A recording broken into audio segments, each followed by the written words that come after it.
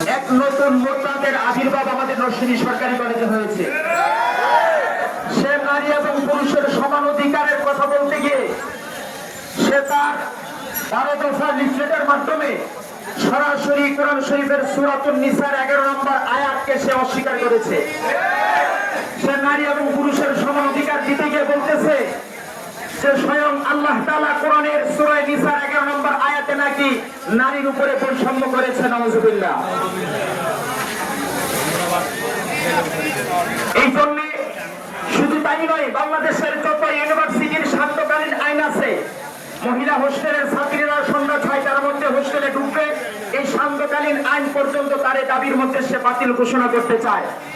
স্পষ্টভাবে আমরা বলতে চাই এর মাধ্যমে সে আমাদের মুসলিমের সামাজিকতা, ধর্মীয় প্রথাকে সে লঙ্ঘন করতে চাচ্ছে এবং সরাসরি কোরআনের বিরুদ্ধে গিয়ে বাংলাদেশের এই শান্তি শৃঙ্খলাকে সে বিনষ্ট করতে চায়।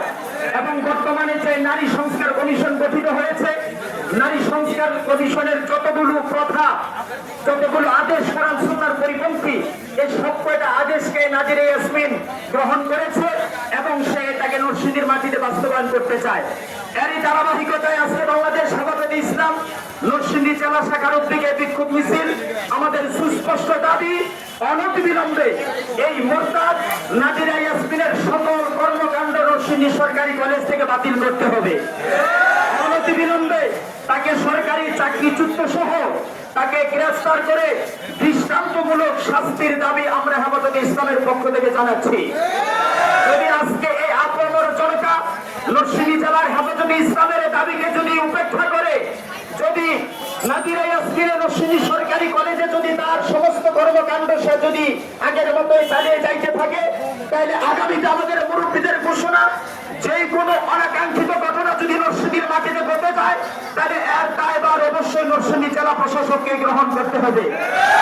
এই জন্য মাননীয় ডিসি বরাবর আমাদের সকলের প্রাণের দাবি, কোন মোরতাদকে আমরা নরসিংদীর মাটিতে থাকতে চাই না।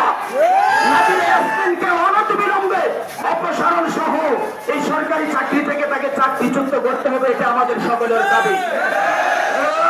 নারায়ে তাকবীর, নারায়ে তাকবীর। নাজিরার ঠিকানা নরসিংদীতে হবে না। 1 2 3 4 নাজিরা তুই বাংলা ছাড়, নাজিরা তুই বাংলা